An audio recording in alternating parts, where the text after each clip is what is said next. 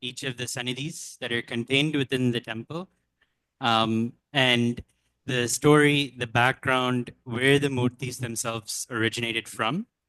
The objective for this tour is so that for any visitors who are visiting the temple, we are able to explain to them how this temple is structured, what each of the murtis represent, and what is the uniqueness of each of these murtis.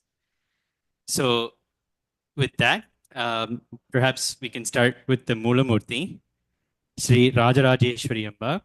So this murti, as you can see, is made of granite or sthala vigraham. The murti itself was sculpted by Sri Muttaya Sthapati in Devakote. The stone for this is a feminine granite.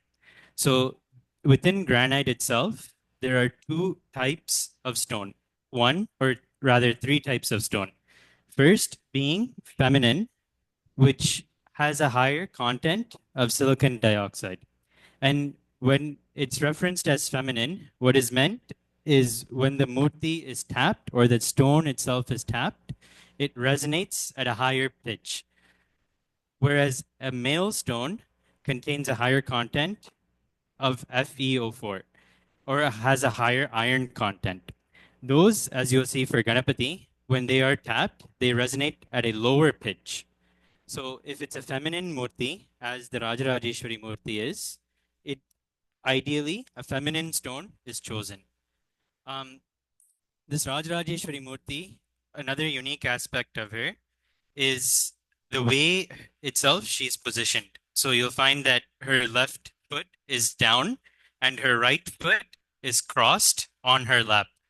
This is the position of the queen, or this is the position that the Empress of the universe sits in. And her being Rajarajeshwari, that is her title. The Murti is also the position when we look at the temple itself, where the Sahasraram or the thousand petal lotus is situated. So any temple or any Shivalayam will be positioned where a yogi is laying flat on their back, and each of the murtis will correspond to a different location of that yogi's body. So the Sahasraram is the thousand petal lotus that sits right above that yogi's head. You want to put the next murti? Hello. So as Anirudh was talking, so you can imagine this yogi lying down.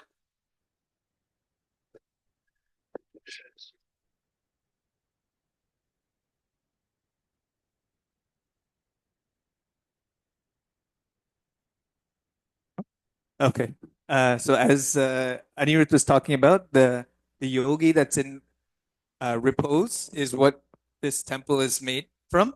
So if you look at most temples, they'll follow some type of shastras to how it's made. In our temple, because this is a remodeled barn, we're actually following Tantra Shastra instead of Agama Shastra. So in the new temple, which is getting constructed, that's going to be following Agama Shastra. So there's differences like Shiva won't be right beside Devi. But in this particular formation, the head is of the yogi is there. The Sahasra Kamalam is Rajarajeshwari. Then the Ganapati, the Bala Ganapati that you see there in this yogi is supposed to be the right ear, so the Dakshina Karna. So this Ganapati originally came with the Rajarajeshwari. Both those murtis, along with the Banalingam that was previously here, Ratna Lingeshwaram, who's not that particular lingam there, they came from an ashramam in Stroudsburg. So that's in Pennsylvania. That ashramam ran into financial difficulties, and they knew Ayya, who had been doing Devi worship and Sri Chakra Puja. And when they asked Ayya to come do Sri Chakra Puja on one night, that's the night when they ended up telling him they were running into financial difficulties and they wanted to give the murti to Ayya. So Ayya, naturally, this is a temple-sized murti, and he was working 24. He was not 24/7, but he was working a full-time job, which meant that he'd have to, make changes. So he asked Guruji, and Ayya tells the story that when he asked Guruji, the line went silent for a couple of seconds, and Guruji eventually answered, "If the mother of the universe wants to come to your home, who are you to say no?" And so originally, Ayya's 33 Park Circle garage was remodeled, and this temple location was Pradishtabhana happened in 1998. So the Ganapati originally also came with the Rajarajeswari, like Anirudh was saying, was made out of male granite stone. This, we don't actually know who the Stabadi is. Ayya says it's coming from Swami Mala is supposed to be where the Stabadi is from, but we don't know exactly who the Stabadi is for the Ganapati.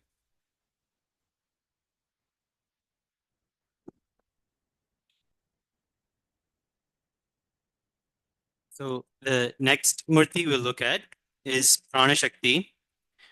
She was commissioned by Sri Murugabhushanam Stavadi in 1989 by Ayya. A unique feature of the Prana Shakti is that her weapons are reversed of what you'll see on the Rajarajeswari Murti. Ayya's explanation for this is that this is actually how her murtis are depicted. So you will see that the Pasham and the Ankusham are in the front, and the Ikshudandam and the Panchapushpabanam are in the back.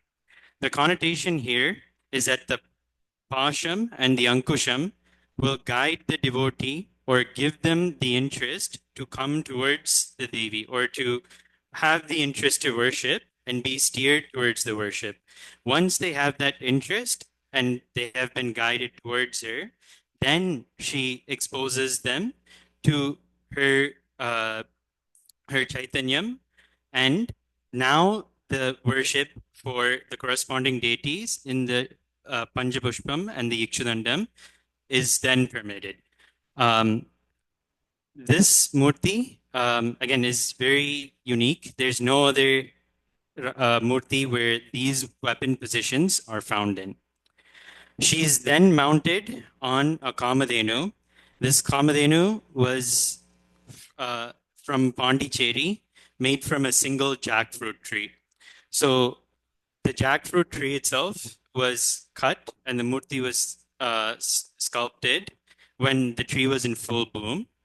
And the reason jackfruit is because that's one of the panchavatikas, or the 5 types of wood that can be used for any article that's puja worship or for any wooden murti itself. So jackfruit is one, mango is one, neem, peepal tree, and banyan tree. So these are the 5 trees that are allowed to be made. And then if we come slightly down, then we have the Meru. This was also commissioned by Sri Murugabhushanam. This Meru came to the temple in 2004. And this Meru is actually more of an encasing of the main Meru that's contained within this sort of box enclosure. So the main Meru that's within was also made by Murugabhushanam, and it was made very specifically to Ayya's body. So all of Ayya's angas, so his fingers and all of his body measurements were taken, and very specifically that Meru and the composition of the materials in that Meru were chosen to match Ayya's body. That Meru could no longer remain outside, as guidance was provided to Ayya that his life force is within it and it's too precious to be left in a public temple or in a place of worship. So that Meru has now been put underneath, and this sort of enclosure of a Meru captures that energy and distributes it out to all the devotees.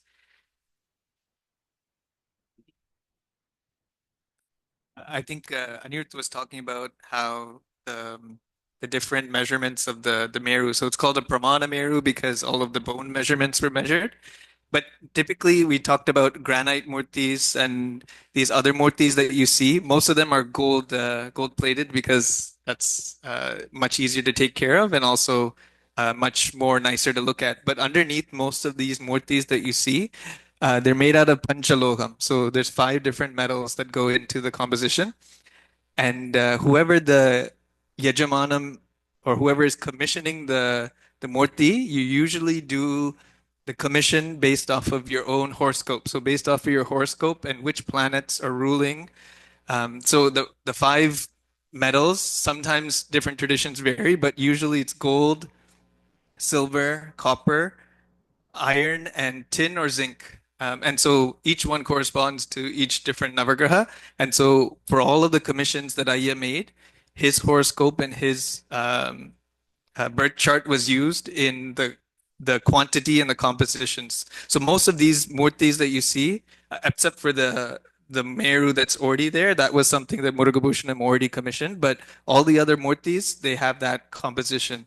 And so the most ideal if you're building a temple is to do granite because it's can hold the energy for longer. But if you're going to commission any other murti, Panchalogam is more preferred over things like bronze. And then obviously if you can have a solid gold, that's you can also do that as well. So we talked about the right ear. The left ear is the lingam. And then one thing in between the Meru and the Pranashakti is this Banalingam that you see here. So Banalingam means something that's naturally forming from the riverbed Narmada. This lingam, we call him Sundareshwara and Meenakshi. This lingam was donated to the temple by someone called, I think, Bhairava Sundar Kurukul. He's from Boston, and then the lingam is supposed to have originated from the Mother Meenakshi temple itself. This, in the yogi lying down, is the uvula. So the upper palate area in the tongue area. So that's the uvula. And then, like Anirudh was talking about, the Meru is the Vishuddhi chakra. So the throat center, the 16 petal lotus of this yogi lying down. Next, if we go down this central column, we have Nandigeshwara. So Nandi, the stabadi that made this is Ramalinga stabadi. And Nandi, usually in temples, you'll see, especially in Devi temples, you'll see Simha Vahanam or a lion Vahanam. And if you compare a bull versus in Shiva temples, you'll see Nandi. If you compare a bull and a lion, usually lions are, carnivorous. They eat other animals versus cows and bulls, they eat vegetarian. And so one of the big things before the temple came, I guess the conflicts he had was he didn't want to put the lion because it would increase the rajoguna. So there's the three gunas, which are different characteristics. So rajasic means more active energy. Tamasic means more passive, lazy energy. And sattvic is supposed to be, I guess, the more neutral, positive energy. And so he didn't want to put the Simhavahanam, but he had the doubt. Usually Devi temples have that. And one day, I think he had a vision of the Devi, and Devi told him, "You chant Lalita Sahasranamam all the time, and yet you don't know what it means." She says, "What is the last line?" And the last line says, "Sri Shiva Shiva Shakti Kirupini Lalitambika." So in that, it gave him confirmation that Shiva is none other than Devi, and so he could put the Nandi there. And so that's how we have Nandi here. And I think Aya's also been fighting a lot to keep Nandi in the new temple as well. So that's why we have Nandi here, and he's supposed to be the Hridayasthanam or the Anahata Chakra of this yogi. So from there, from Anahata Sthanam, next is the Manipura Chakram, where you'll see the Bali Peetam itself, and our Bali Devata is Kurukulla Devi. So an interesting thing with Kurukulla Devi, she's not depicted in any common Dravidian forms of worship. Kurukulla Devi is actually a Tibetan-based murti. So when the temple was in the process of coming up, he was looking for how can we possibly get a Bali Devata Murti created, and then what should that Bali Devata Murti also be? And he came across Kurukulla Devi picture in a magazine, a Christie's auction book, actually, where there was exactly a Kurukula almost representative or identical to the murti that we have here. So Ayya took a copy of that that he found in the magazine, and then with the Stabadi, who's Ramalingam Stabadi, had him sort of embed more South Indian facial features to her, so that the murti would sit authentic within the rest of the temple. Next, if we go down from there, we come to the Kodistambam. This is the Swadhisthana Chakram of the temple. So, as we were again looking at the yogi laying down, Anahatam, Manipuram, and then we come to Swadhisthana. This was also created by Ramalingam Stabadi. Really, the main aspect of the Dwajam is that it's worshipped, or it's used to again map the chakras to it when the Dwajarohanam happens for the Brahmotsavam. So at the bottom will be Ganapati, who's installed, or the Mooladharam. Then Swadhisthana, Subramanya, Manipurakam. Typically in the temple, this is where we would install the Surya Chandra. And then at the Trinetram, so Surya Chandra will be the left eye, right eye, and then the third eye will be Sadashiva, or at the top of the Dwajam. I think we can move to the other Sannidhis. And then we talked about Homakundam is the Mooladharam. And just one note that if you don't already know, there are 3 copper tubes that run from the Homakundam itself underneath directly to the Devi. And inside those 3 copper tubes are 3 silver wires. So every homam that happens in the Homakundam, there's a physical direct connection going. I mean, of course, the ground is there, but through these metal tubes and wires going directly to the Devi. So those were all things that Ayya thought of when he was building this temple and built all of these. So we come to the Dattatreya Sthanam. So in this yogi lying down, you can imagine someone lying down like this. The right shoulder is the Dattatreya. So Dattatreya is an interesting murti. Because the temple is, we follow Sri Vidya tradition, specifically Dattatreya Kaulachara Sampradayam. Dattatreya is the Pradama Guru, or the first Guru in that lineage. And so every day when we do puja, we do Ganapati puja, and we come to the Guru Sthanam and do puja to him. The large black murti that you see is made out of soapstone. This was from Orissa. This murti came. And because any murti made out of soapstone, you can't do Abhishekam too. This is not the main murti that receives worship. The murti that you see in front, which is made out of panchalogam and gold plated, is the Dattatreya murti that was commissioned by Ayya. I believe the stabadi is Masala Mani Stabadi. And you'll see another Dattatreya murti right in front. So a very interesting, Dattatreya is the form of Brahma, Vishnu, and Shiva. There's a very interesting story, and you can see behind Kamadhenu. This small Dattatreya murti was actually, if you look around in the temple, there's a picture of Guru Garu. So Ayya is, for those who don't know, a picture of Ayya when he's much younger is there on the right-hand side. He's Sri Chaitanyanandanada. He's the founder of this temple. His guru is Amritanandanada, which is Guruji on the left with the beard. And Guruji's guru is Swaprakashanandanada, who's the gentleman in the middle of that picture. And you'll see the same Dattatreya murti that's here, there. So Dattatreya was worshipped originally by Guru Garu, passed down to Guruji, Guruji passed down to Ayya, and Ayya has left it at the temple here. So the main murti that's worshipped is this one, and it's a very interesting, during Children's Festival in July time, this murti is what's taken around in procession, and the whole utsavam and pujas are done by children itself. So that's it's keeping with the tradition that we follow, that any and everyone who wants to learn can learn, and we can pass the tradition on to the next generation.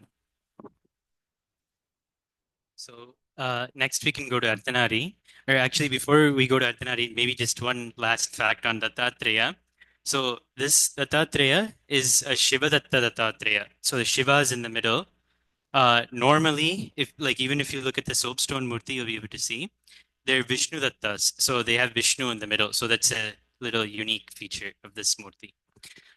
So next, if we go to Ardhanari, um, this murti was commissioned in 1998 by Vijay Raghavan Stabadi in Swami Malai. She's actually one of the first murtis to come to the temple's premise. She was, while this temple was being constructed and there was the process of setting everything up, for uh, overcoming several of the obstacles, issues in obtaining just approvals from the regulating authorities and things like that. Ayya had performed a Sahasralita Lalita Sahasrarchana, and this is the murti that received the worship. So if you kind of like look at the old pictures, you'll actually see Kungumam like piled all the way up for about a 4.5 foot murti here. Another interesting thing with her is her form is almost identical to the Arthanari that's found in the Tiruchengodu temple in India. So when she was created, they had modeled right after her. Uh, yeah. Oh, so yes. So if we continue the analogy of the yogi laying on their back, Ardhanari represents the waist of the yogi. So next, I guess if we can go to Pratingira. This Pratingira Murti, we don't actually know who the Stabadi is. She rather showed up to the temple in 2019. She was previously in an ashramam, and prior to that, she was in another temple. Another sort of interesting thing with her is that because we didn't know her origins, where she came about, something called Nava Adivasam was performed to be able to purify the murti and have it in a state where the murti can be worshipped in the temple. So Nava is 9. So the 9 ingredients that she gets soaked in essentially.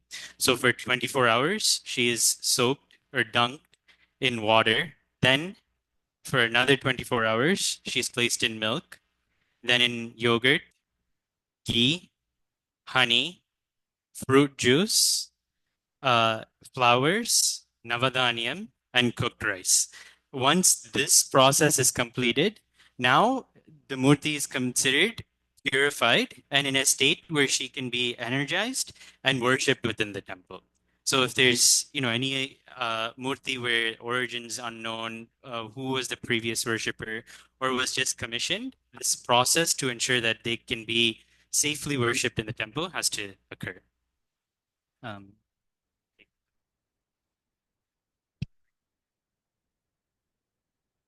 Okay. So next we can go to the Utsava Rajarajeswari. This murti was commissioned by Muttaya Stabadi and his students. So Muttaya Stabadi is the one who sculpted our Mula Murti. So similar features can be found between that murti and this murti. So she is typically the Vigraham that's taken in procession for the Alankara Utsavam, Brahmotsavam. When the new temple comes about, she will actually remain in this temple because she has gotten rather heavy and is not much, cannot be easily transported now. So she's no longer holding her status as a Utsava Murti. So as this temple continues to worship, she will be utilized. And then in the new temple, we will receive a new Murti. And then we can make our way to Arumuga Swami. So he was actually the original Murugan that was commissioned for the temple, but he was later replaced by another Subramanya. But he was commissioned by Masala Mani Stabadi in Swami Malai, as were the Valli and the Devasena that came with him. In about 2013 or so, when Sri Amma had visited the temple, she said that Arumuga Swami, or Subramanya with all six of his faces showing um, is only to be worshipped during the time of Skanda Srishti. The reason is, as we mentioned earlier, with the gunas, he is in a Rajoguna at that time because he is getting prepared to go fight Surapadma. So to ensure that we are worshipping, in sort of a controlled manner, a different Subramanya with just his single face was commissioned, and he came to the temple in 2017. Interesting thing with him is you'll find all of the Shivalingams around him, and you'll also find the five Shivalingams that are around him. These are supposed to be the five faces of Shiva. So Satyajadam, Vamadevam, Agoram, Tatpurusham, Ishanam, Shrishti, Sthiti, Laya, Tirodhanam, Anugraham. So creation, preservation, destruction, hidden grace, and then abundance of grace. So these five Shivalingams, again, so, the story goes as Subramanya worshipped each face of Shiva prior to going out for his battle. And then on the sixth day, he vanquishes Surapadma. Want to continue? Sure. The next one, we can look at some of these lingams that are here. So you can see some lingams that are here itself, and then there's a little couple more lingams there. So we talked about the natural forming lingam. So this Shivalingam that you see here is a Bana lingam. So it's naturally forming from the riverbed Narmada. Whereas if you look at the gold lingam or the Spadiga lingam, the crystal lingam, you could see it looks slightly different. Those are called Kriya lingams. So they're man-made. Someone actually makes the shape of the lingam. So for those lingams that come from the riverbed Narmada, because of the water formation and the movement of the water, that's how they get the elliptical shape. But those lingams, they're said in the Puranas, they say that different people have worshipped the lingam. So whether they're a human person that worships, a devata, a rishi, someone will worship it and then put it into the riverbed, and at some point in time, it'll resurface. So these lingams that have come, they say that they're already energized and you don't need to do worship. Where not that you don't need to do worship, but you don't need to do the initial worship for it to start emanating. So the idea is when you chant mantras to the any murti, any yantra, any murti, or any shivalingam, over a period of time, based off of your dedication, your focus, and how many times you do puja, over, say, as a rule of thumb, maybe 5 years, the energy would have accumulated so that that murti or that lingam starts to emanate. So that's why when you come into a place of worship like a temple, you feel sometimes you don't know what it is, but you feel something different.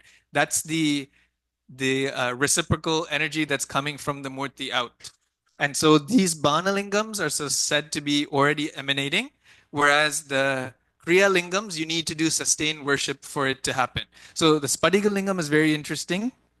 That's a Shivalingam when the temple was originally built in 1998. That's when we first had the Kumbhabhishekam. And every 12 years, you're supposed to do what's called a rejuvenation, a Punaruddhara Kumbhabhishekam. So you rejuvenate, whether it's physical structure that you're reconstructing, as well as the spiritual and energy that comes in. So in 2010, Aya did a Adirudra Mahayagnyam. So I'm pointing that direction because the homokundams and tents were over there, but there were 121 homokundams. So like our temple has one homokundam, smaller, we had 121 over there, and we had 121 homakartas, and we chanted a total of 14,641 rudrams into the fire. And so that's the rejuvenation that happened. And when that was happening, Ayya had sent an invitation out of respect to Swami Bhagavan Sri Satya Sai Baba, telling him, asking for permission to do this. And as a result, Swami sent a blessed Spadiga Lingam, which was that lingam that you see there. And so during Adirudram, we were worshipping that Spadiga Lingam. So those are one of the different 11 lingams during Shivaratri we place. so that people can walk around and worship. This is also another interesting one. This is a mercury or rasalingam.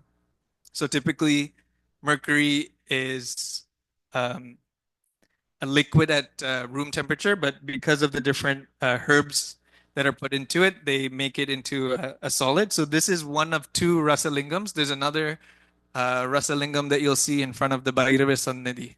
So with that, maybe we can walk around and make our way onto that side.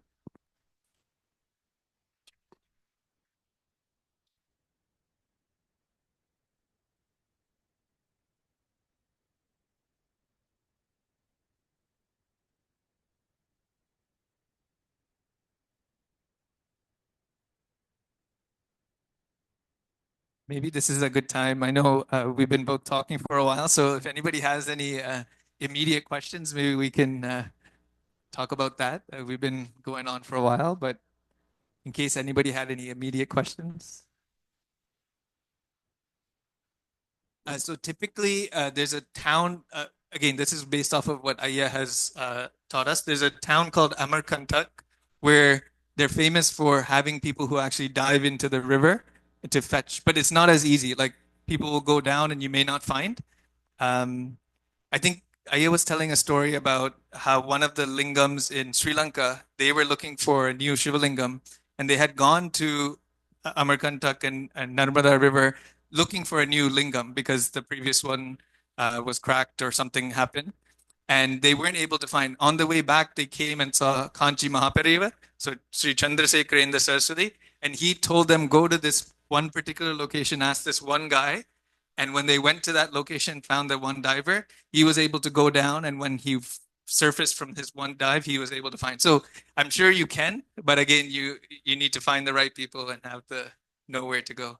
But usually the lingams like the one that we have here, this lingam is the second lingam. So we talked about when the temple first came in 1998, there was a different Banalingam. Pujya Sri Madhyoli Saraswati, who you'll see a picture of her here. She was named as an incarnation of Akilandeshwari. So Akilandeshwari is in, oh yes, a picture of Akilandeshwari is there. She wears the Sri Chakra Tadangams. In Jambukeswaram, in Sri Lanka, the consort is Akilandeshwari. So when she was 16 years old, she would often go into some, she would sit in meditation. She'd be frozen there for a long period of time. So her parents from the Brahmin community, they were often worried. She's a 16-year-old girl and she'd often go into this motionless state. So what they did, like many other people when they don't know, is go to the Shankaracharya that was close to them. So Mahapariyavar was in Kanchipuram and he was the Shankaracharya. And so if you know anything about him, he's I guess the ideal, he lived his life as the ideal sannyasi. So he would never take a car. He'd either walk or he'd be carried by a palanquin. Anybody of the opposite gender, he wouldn't directly face them and look at them and talk. So he lived his life. He lived in a small thatched hut. Even some of his food, they say, sometimes they'd sprinkle puffed rice and whatever landed on his tray was what he would eat. So he lived for about 100 years as the ideal sannyasi. And so when they went with a 16-year-old girl to to ask him what's happening, he usually had this curtain and he'd be there. And she had gone past the curtain and then came up to him and said, "Don't you remember who I am?" And so the story goes that he's supposed to have seen Akilandeshwari and he puts down his dandam, so the staff that you'll see many sannyasi walks, he put it down on the ground. So that itself is a big thing. They don't usually put it down. And he did Shashtanga Namaskaram to a 16-year-old girl. So he's probably 80 or 70 at that time.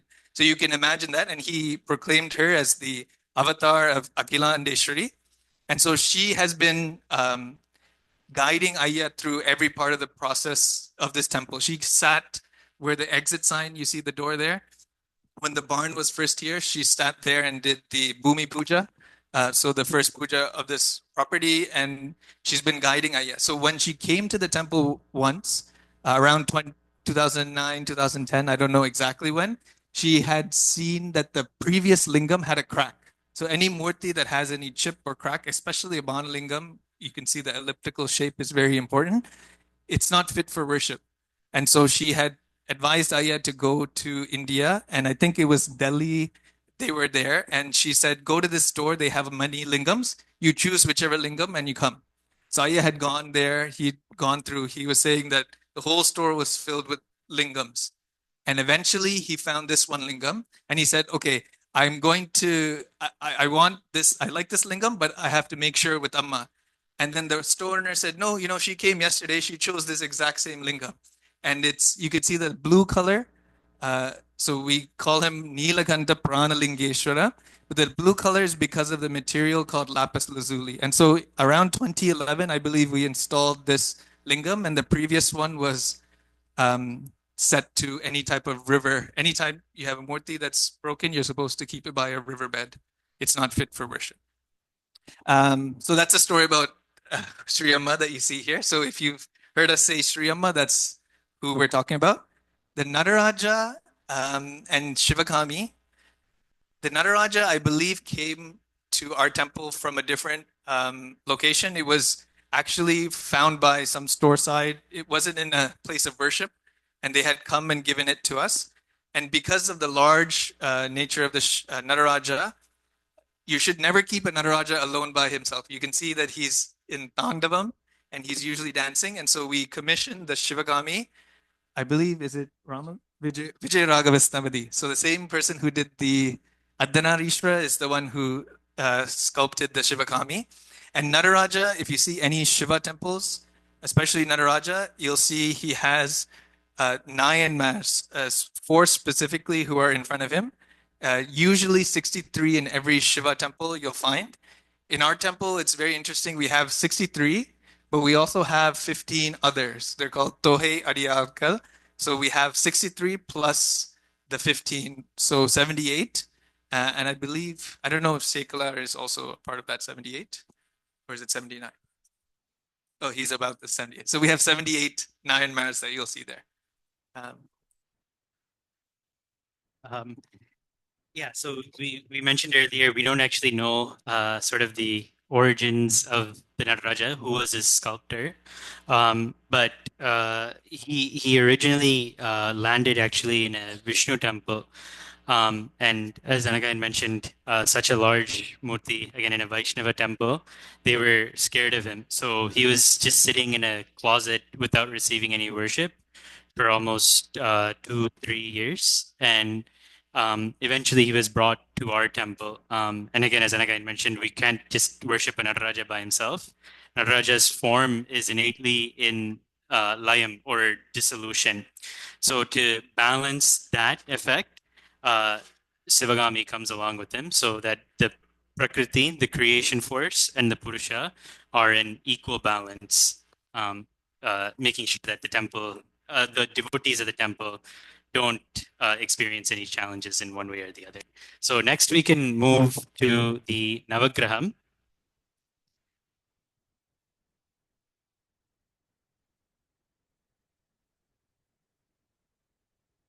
So the Navagrahas were also commissioned at the opening of the temple. They were similar to like the Nandi Kurukula Devi. They were sculpted by Sri Ramalinga Stabadi. A unique feature of the Navagrahas in our temple is that the Buddhan or Mercury is facing north. In most temples that you go to, you'll find Buddhan facing east. The rationale for this, Ayya has mentioned in Skanda Puranam, when the Navagrahas are depicted, his attributes mention that he is facing northern. The second reason Ayya has mentioned is similar to how we mentioned about Nandi Vahanam versus Simha Vahanam, or Subramanya Armugaswamy versus Subramanya. Buddhan has some warring attributes to him. So having him face north has him facing Dakshinamurti, or another form of Shiva himself. So that subdues any of his energies that he may effect upon the worshippers of the temple. Um,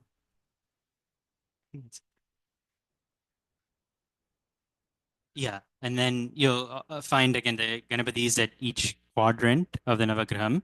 Earlier, when we were mentioning the Panjalogam, right? So there's gold, silver, copper, tin or zinc or iron. We mentioned they'll correspond with one of the planets. So gold will correspond with Brahaspati or Guru. Silver corresponds with Shukran, the Asura Guru, Venus. Um, Copper corresponds with Mangala, Savai, Mars. Tin or zinc corresponds with Buddhan, Mercury, and then iron is Sanishvara. So again, as we mentioned earlier, based on the Yajaman of the temple, these quantities are adjusted. So Ayya or Chaitanya Nandanada is the Yajaman of this temple. So per his horoscope, each of the contents for the Panjalogam to make the murtis has been adjusted. So something, again, a little unique to our temple, you'll find a little bit of a reddish glow. They're not like a pure gold, or they're not often like other 20 typical 22 karat gold where there's silver traces mixed in. You'll find a reddish glow to them. That's because Ayya's horoscope calls for copper to be one of the main, um, or to be in a higher quantity versus the other five metals. So something a little interesting there. Oh, sure. Yeah, good point. So just to make sure everybody knows, so you'll find Surya in the middle, Sun, Chandran, Moon in the southeast quadrant, Mangala, Mars there in the southern quadrant, Buddhan, Mercury, uh, Brahaspati, Guru, Jupiter, Shukran, Venus, Sanishwara in the back facing west, Rahu in the southwest quadrant, and then Ketu in the northwest quadrant.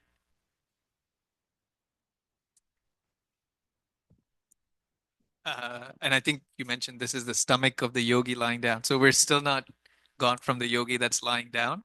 The stomach is the Navagrahas. And then lastly, I mean, you guys can come closer if the camera allows. The last, one of the last murtis is Bhairava. So specifically, any Shiva temple, Shivalayam, you have what's called the protective deity. And usually in Shivalayams, you have Bhairava he's a form of Shiva, but he's typically the form that protects. In our temple, we have what's called Jnana Bhairava. So there's many different forms of Bhairava himself, 8 that are more prevalent, and depending on where you go, you'll see a different set of 8 that are emphasized. But Jnana Bhairava is one of those 8 to 10 that we consider to be prominent. And so Jnana Bhairava, you can see Bhairava is usually a very fierce form. So he's supposed to be the security guard of the temple. So anybody who comes into a temple, um, he kind of, lays down the law. So if you come in without the right intention, or even unknowingly you come in without the right attire, or maybe you weren't able to take a shower that morning, whatever reason, he's supposed to lay down the law. And so what ended up happening originally when the temple was first built, this stuff wasn't there. The Bhairava was there, and Ayya would see more times than not, more times than can be called coincidence, that people were stubbing their hands and feet, and sometimes even drawing blood. And so when Guruji, Sri Amritanandana, the Saraswati came, Ayya had told him, this is happening quite often. What can be done? And Guruji advised Ayya to install a Sri Chakra. So the Sri Chakra that you see, which is the Sri Chakra for Devi, and on top of it, he advised him to put a Rasalingam, a Shivalingam. And the idea being that the Sri Chakra and the would help to subdue Bhairava's energy. Something very similar happens in many different stories. You'll see even in Kamakshi temple, the story goes that back then, before Adi Shankara came, she was very ugram, like very rajasic energy, and he's supposed to have come and installed a Sri Chakra in front. Similarly, even Akilandeshwari, the story is that when she was there, she was very fierce, and um, Adi Shankara is supposed to have come and put Sri Chakra Tadangams as well as installed a Ganapati right in front of her to reduce that energy. So once they installed this Sri Chakra and the Shivalingam, those coincidences of people kind of stubbing their toes and injuring themselves reduced. Very interesting during our Brahmotsavam, so the main festival for the temple, which for our temple happens to be Sharat Kala Navaratri, or in the Sharada month, the Navaratri that falls. We symbolically and we also confine Bhairava to the Dwajastambham. And so the idea being that during this festival time, we want lots of people to come and enjoy the blessings and the grace of Devi. And we don't want him to necessarily, you know, lay down the law to people the same way. And as a kind of offering, we give him Bali every day. So this is the Jnana Bhairava. And if you know anything about our temple, we also have in the northeastern quadrant a tree that is worshipped as Bhairava. So Stala Vriksham, I guess you could call it, where the Bhairava was first installed. Ayya says that I think a couple of days or a week before they did Kumbhabhishekam, Devi came to him in his dream and told him to install a sulam, so a trisulam in that tree area. And she showed him which tree. And when Ayya actually, he ended up finding a trisulam from Toronto and coming and installing it. They said that the bark had actually peeled away from the tree to make it look like a trisulam. So that is why we install Bhairava and worship him in the northeastern there. Oh, yes. Yeah, you want to So, yeah, as we've sort of been mentioning, right? How do we mitigate or offset sort of the fiercer energies of a lot of the murtis? So, as Anagayan mentioned, this is a Jnana Bhairava. Again, knowledge is supposed to be his predominant form, but Jnana Bhairava is typically depicted holding a kapalam or a skull. In our temple, though, you will see that he is holding a kamandalam, which he has put down because his hand has gotten tired. But you will see that he is holding a kamandalam.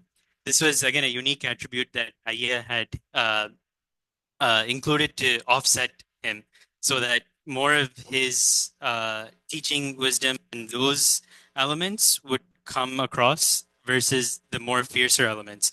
So that's why also on the other side you will see that he has the Abhayhastam, or he's holding his fingers together like that, and he's also got a Japamala held in that hand. Another last interesting fact with him, he is Jnana Bhairava's Ayya's wife, or Jnanamba's family deity. So the temple has a connection beyond just having him installed as the Kshetrapala, or the guardian of the temple. Yeah.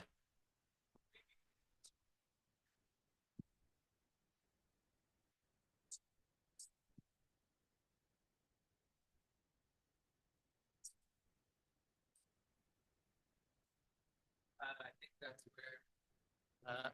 So ideally, if you get any murti, typically they recommend like certain sizes of what the murti should be. But before you do any type of worship, what Anirudh was talking about, the Navadivasham. So someone at some point in time is going to make the murti, right? And it's not 100% guarantee. Actually, you can 100% guarantee that they won't be focused on making the murti at every single point in time that they're making the murti. So usually stabadis, what they used to do is they'd leave their family, they'd go in a hut, they do puja worship, prepare themselves so that when they make the murti, they're as concentrated as they can be. But naturally, the human mind can go side to side. And so to remove any of the imperfections that they may have been thinking while they were making the murti is why you submerge it for 24 hours under each of those different things. That's if you're doing some type of regular worship to a murti that you want to kind of energize. That's what you should be doing. So if you treat your shrine as similar to a temple, that's what you would be advised to do before you start worshiping the murti.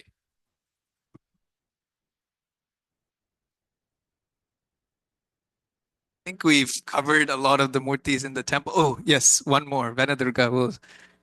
And then I guess we can open it up to any more questions. So this This we often call her Vanadurga, although because she's holding Shankachakra, you can call her also Vishnu Durga. This Murti was actually so Ayya had wanted to have a Durga Murti in the temple. So initially, when we had the temple, the Murti didn't wasn't here, and so he had expressed the desire one time when he was in India visiting Pujya Sri Madhyoli Saraswati, so Sri Amma, like we mentioned. And I think Aya tells the story where he was happened to be in a location with her, and she said, "Oh, you want a Durga?" And she actually told the devotee to go inside the room, and out from the room, she brought out this murti, so this Vanadurga or Vishnu Durga murti, and gifted it to Aya for the temple. So this murti, apart from the Nitya pujas that happen that we do, she comes out during the Navaratri Brahmotsavam. So she's the one who presides over all of the homams during the 9 days. And the last day, the Radhotsavam. So the first 3 days are usually for Durga, and she goes around the temple during that. And on the last day, when the Radham, Vijayadasami day, when the Radham goes out, she's the one who leads in front of that when Devi goes to war. And this Trisulam that you see here, the Astra Devada, is the one that also goes out during the Brahmotsavam time. So you'll see, actually, very interestingly, this is a Ardhanarishwara on the front side of this Murti Trisulam. It's one of the 3 or 4 different Astra Devadas that we take on a parikramam around the temple. And then this Mahameru, if you don't know, is famously what Guruji had been given away as Merus. And someone can correct me if I'm wrong, but I think in Devipuram itself, when they had dug underneath this form or the depictions on the 4 corners are supposed to be how the Meru was offered in a yajna many hundreds of years ago as Purnahuti, and that's the Meru that Guruji found, and he made it so that all of us can have Merus of that particular formation. It's very interesting because you'll see what I believe to be the different Chadarayanams around the corners, but also something that's different compared to the Kanchipuram Sampradayam. You can see that the Meru not only has the 9 different ones, but also has this kind of in-between layers that exist, which I believe was just the formation of the Meru that Guruji found, and that's how it's there. Any questions about anything we've been talking? There is a question, Nagayan. One other thing, like for our sampradayam, and if you look at other sampradayams for the Sri Chakrams itself, so by sampradayam we mean the sort of the collective group or the tradition of worship. Normally in Sri Chakrams that are 2-dimensional, so you'll actually see a Sri Chakram under Vanadurga. The entrances to the Sri Chakram will be closed off. So there's entrances, 4 entrances, north, east, south, west. In other images, in typical images, you'll see them blocked off. But our Sampradayam is one of the unique ones where the doorways are open. Again, just something representative of the open concept that has come from our Guru Parampara itself. So I think we've covered. Oh. I could be getting this question wrong, but I think in Zoom there was a question about what the position of Shiva and Nataraja are. Yes. Sorry, we You are have been Raja and overlooking everything. the key points. So, yeah, continuing with the theme of the yogi laying on their back, Nataraja is the left shoulder, Navagrahas are the stomach, and then Bhairava is the left thigh.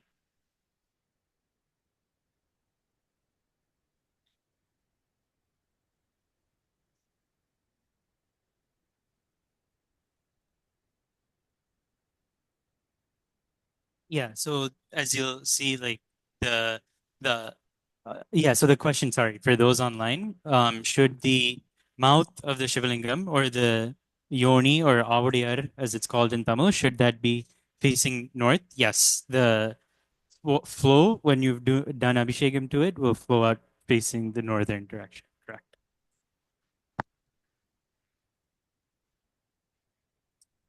I think one other thing that we can often and we have actually forgotten ourselves is there's a lot more meaning besides just the things that we talked about. But you can also see along the wall itself, you'll see some pictures and yantras. So Devi is supposed to be in the Sri Chakram. At the very top layer, there's a triangle. And Devi is supposed to be, Rajarajeswari is supposed to be in the Bindusthanam. And around that triangle itself are supposed to be what are called the Tidhi Nitya Devis. So there's phases of the moon. Each phase of the moon corresponds to a different uh, Devi. They also correspond to each of the vowels of the alphabet. And so starting from Kameshwari, which is there, then you have Kameshwari Bhagamalani, you'll see there's pictures and they go up until Twaride over there, and then they continue again from there onwards. So very interestingly, each one of these devatas has a yantra installed. So we talked about it very briefly, but under the main murti, we have a Sri Yantra that was energized by an Upasaka who chanted the 15 syllable mantra of Devi 2.5 million times. Similarly, each one of those yantras, there was a different couple who had chanted a certain number of mantras. Each one of the Nityakala Devis has their own Mula mantra, a main mantra. And so the yantra and the picture has also been installed. So if you ever go up to them, you can see the name in different languages and the yantra. And so when we do what's called Sri Chakra Puja every full moon night, which tomorrow is a full moon, we also offer Naivedyam to each of the Nityakala Devis during that time. So there's 16 in number, 15 phases of the moon, and Devi herself is the 16th.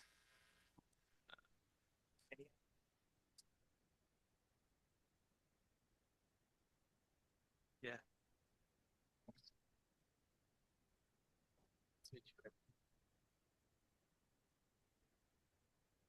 Oh, yes. So something else you'll notice in our temple, on the pillars, you can see the different signs of the different faiths, right? You have the cross from Christianity. You have Buddha. You have many different other faiths as well. See the Islam. So all of these different faiths are supposed to all come towards the same, and that's why we highlight them inside the Garbhagraham of the temple here itself, right? So just like one tradition, everyone's path is not the same as the other. They're all supposed to reach towards the same summit, and so we respect all of the different faiths, and whatever journey you're on is supposed to lead you towards the God, and so that's why we have them here. The one other thing that I'll talk very quickly for 5 minutes is this area, if you weren't already aware, used to be a barn. So how it used to house cows and horses.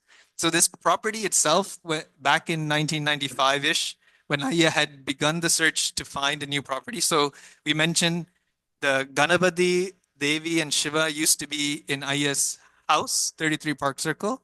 In 1991 is when it was first installed there. And so every day they would be doing puja, but every Friday they'd have more elaborate times of worship.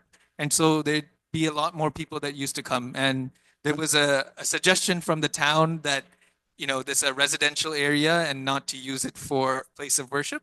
And so Aya begun the search for finding a property. This was the 36th property, I believe, that he came to actually look. There's a couple of different properties. Ideally, if you're looking for a temple or even in your house, generally that follow Vastu, but this land's supposed to slope towards the northeast. This particular area is also where cows and horses roamed around. Interestingly, we have a small railway creek, which we call Kasi River, but that joins with the Genesee River to actually form a circumambulation around the temple property. So it's called Varuna Pradikshanam. Some other temples have that kind of feature as well. And so that, along with a couple of other signs, led Aya to choose this particular property. And when Aya was 1995 is when they got this property. One of the things that they were running into troubles around getting permit for building. So this was a barn that was remodeled. Sri Amma had advised Ayya to do Chandi Homam, Chandi Navakshari Homam so if we ever go down, there's the Ganapati deck. So that was the first place where pujas happened in this property technically. So Ayya used to do Homam there every Friday, and she advised him to sprinkle turmeric around the property. And so within a course of 3 weeks itself, the permit that was getting blocked by the town officials was quickly, removed, and he was able to get a permit, and that was one of the first things that ended up happening. So they used to do Chandi Navakshri Homam, and that's where they installed a Ganapati. The Ganapati there is not the original one, but they eventually installed, and we call it the Ganapati deck now.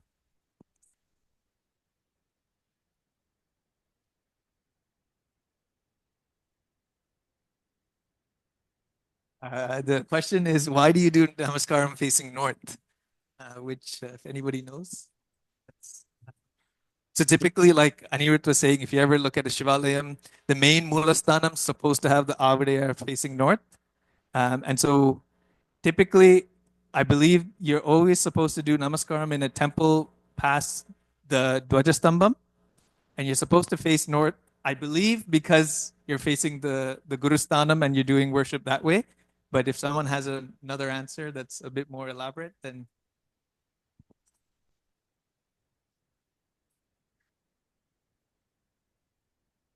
So the main, not only in our temple, in whichever temple, there is a tradition, the Namaskaram how to be done facing north. Because in the entire universe, the Veda says, Yad Brahmande Tat Pindande. Whatever we have in the process is happening in the entire universe, the same process happening in our body too. So according to that base of this law, in our top of our head is Sahasrara, right? So we have in entire universe, there is a 10 directional deities. So in north side, the Chandra, the moon is the representing directional deity. So the moon represent nectar. So whenever we are doing the namaskaram to north side, so our Sahasrara Padmam, wherever the nectar is coming from to us in Jiva, so that place on the north side, that Amritam will be connected. That's why we are doing the namaskaram facing north.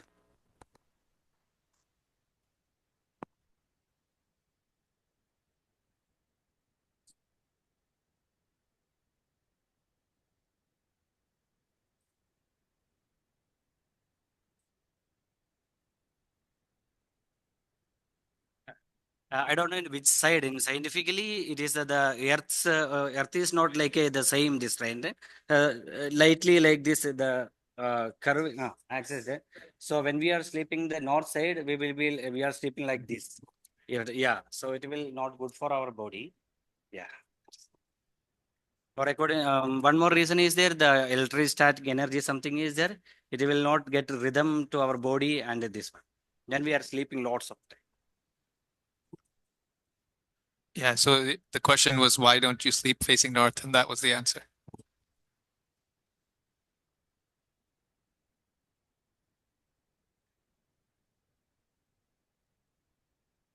What should be daily activities should do and should not do? It's a very at home. It's a very large question. It depends on what you want to do, Ayya. In regards to worship. So ideally, any one of us, regardless if you're initiated into anything or not, you should have one type of practice that you do nityotsavam, something that you do every day without fail. So depending on what what pujas maybe a stotram or something, dedicate some period of time, 5 minutes, 10 minutes, whatever you're capable of, to do some type of worship or connection back to the divine. So what you want to actually do, it depends. So if you want to take the effort and have a murti in your house, then you have to, follow certain acharams, like, for example, maybe you can't eat certain things, or you have to wash before you go inside. So depending on what you want to do and what you want to get out of it, there's different acharams that you would follow. But generally speaking, I would say, if you have one practice something that you want to do on a every single day without fail, you keep on. So whether it's, for example, you may want to chant Lalita Sahasranamam, or you may want to chant a small sloka for Ganapati, whatever your devata appeals to you, you can choose and find something to chant and connect, I guess. It's a very open-ended question, so I don't have a good answer. What should you not do?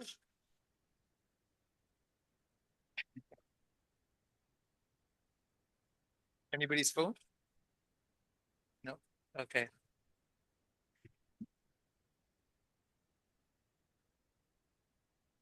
I don't have a good answer for what you should not do. It depends. Like if you treat your house as a temple, then you could make the case that you should not eat meat if you're doing certain practices or things. But again, everyone's life is slightly different. And so it depends on what you're going to do. So there's no good answer, unfortunately, for me. Maybe just general rule of thumb is, I think I mentioned it before. If you like vigrahams, there should be a certain size if you're worshiping it within your house. So I think it's between the length between your thumb and your your middle finger. The height of that murti shouldn't exceed. Obviously, you don't want to have a murti of the size in your house unless there's specific acharams followed. But yeah, generally, that's type of the one of the recommended advices. Don't worship large murtis. I don't know if there's any other oh yeah. Sorry. So one Sannidhi, perhaps we forgot to discuss. Bala Tripura Sundari. So on the wall you'll see a young girl depicted, right? So Bala is the uh, child version of Lalita Tripura Sundari. So there's actually a little bit of a unique story to her. Her worship sort of originates from Nemili in Tamil Nadu, India. I think about an hour or so from Chennai. But she currently is worshipped out of just a house. There's a very small murti of her in that house if you visit, but that murti has been in that family for over 3 generations. And the story goes for that murti that she was continuously going into the dreams of the first generation who started worshiping her, and was saying, I want to come to your house. Go find me, right? And he would go to the banks of the river to perform his morning routines and his rituals, and there was nothing he could noticeably decipher from that. He just thought some sort of a dream, doesn't make any sense.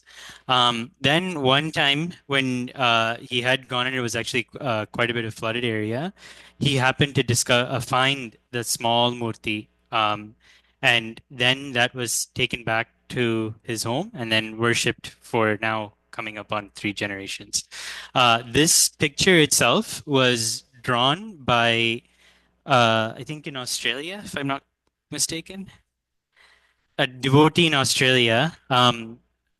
You'll actually see the original of this painting again in Nemali, but the devotee from Australia had drawn this picture, and it was sent to the temple in 2007, if I'm not mistaken. So every day she receives worship as part of this Nitya Puja, 3 times a day, and the Naivedyam for her is chocolates. So we offered the chocolates, and then if there's any children who have come to the temple, that chocolate is given to them as prasadam.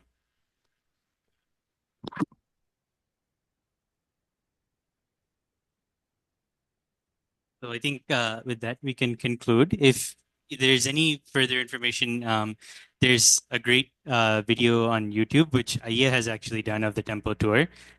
We didn't do any justice to that video. So if you have any further detail, it's a very elaborate one. You can definitely look into that. Yeah, thank you. Thank you.